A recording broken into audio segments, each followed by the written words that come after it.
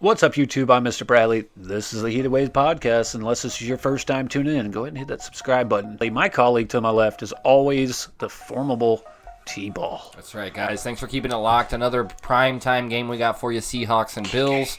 Mr. Bradley, let's start it off. Yeah, 6-1 Seattle tearing it up, even with a terrible defense, going to the Buffalo Bills, who are 6-2. How in the world is Seahawks 6-1 with a defense that's literally the worst defense? Have given up 1,800 passing yards to opposing wide receivers. Yeah, Seattle has actually allowed 1,885 receiving yards to opposing wide receivers this season. That's the most by any team in the first 8 weeks in Super Bowl era. Which is crazy. In We're only 7 years. games. Yeah. Through 7 games. That's a lot of yards. Our Seahawks offense is just retardedly good right now. DK Metcalf has come on so strong this year. He's such a baller, such a beast. I don't think there's anybody who can guard him. I don't know. He's like the new Megatron. Absolutely. He's just not as tall. Yeah, just not as tall. That's the only factor here. Battle's built, though. But number 10 offense versus the number 6 offense, and Seahawks and Bills. But these defenses are not good. So you're probably going to pick the Seahawks for the fact that, Russell Wilson won just a beast this year, and 2, he's my boy, but has more experience than Josh Allen, is a better quarterback than Josh Allen on every aspect of anything there is, besides maybe arm strength. Yeah. I think he can throw the ball harder than, Russell Wilson, but Russell Wilson makes the biggest plays. Maybe the only factor that could slow down the Seahawks is the Bills' defense, right? Very good defense for being ranked 23rd. Still stops teams. Still got 6 wins. So if you don't have a defense, even if they are ranked 23rd, you're still doing good with them. I think obviously the defense is better than the Seahawks by 1,000%. But again, these Seahawks keep finding ways to win week after week. I can't even understand it with a defense that is the worst in the league. And now you're going on the road. This is where I think it is going to be a little bit favored for the Bills because they're on the road. The Seahawks are on the road, and when you travel, it's hard to travel. I don't care if there's fans. I don't care where you're traveling to, and you're going to Buffalo. There's probably going to be snow in this game. Yeah, this game.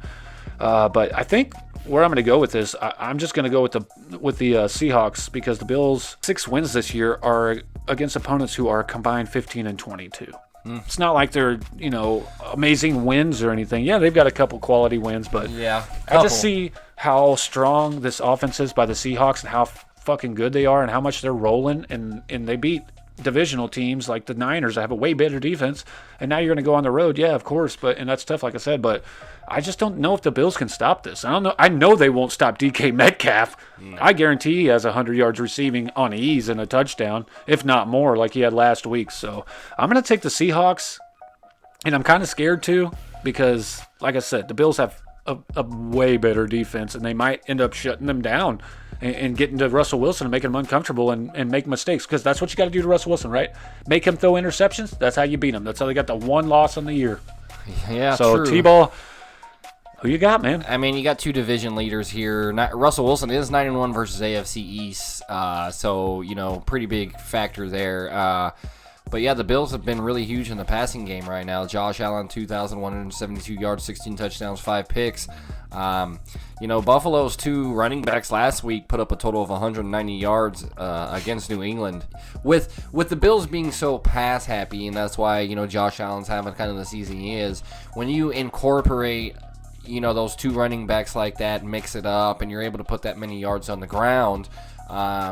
Teams don't know what you're doing. It becomes a guessing game. But Seattle's rush defense, is holding teams to only 4 yards a carry, 3.9 actually.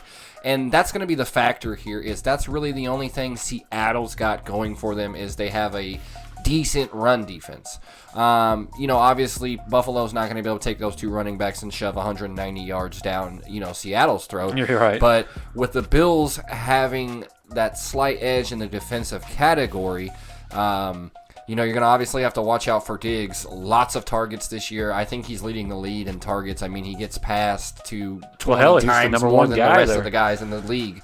So I went with the Bills on this one just because the slight edge in the defensive category. I think both teams are power, house offenses. Give me the Bills in this one. Yeah, last time these 2 teams met were 4 years ago, so it's not like we can go off that edge. Yeah. But another reason why I was going to pick the Seahawks is, and and have picked the Seahawks, obviously. But Josh Allen in the last 4 games is nothing like his first 4 games. First 4 games, he was 71% completion, 331 yards per game, 12 touchdowns, 1 interception, 122.7 QB rating, or passer rating, I'm sorry. In the last 4 games, 62%, 211 yards per game with that monstrous pass game that they have. 4 touchdowns, 4 picks, 79 passer rating. So that's the edge that I had here. But again, playing a very terrible defense.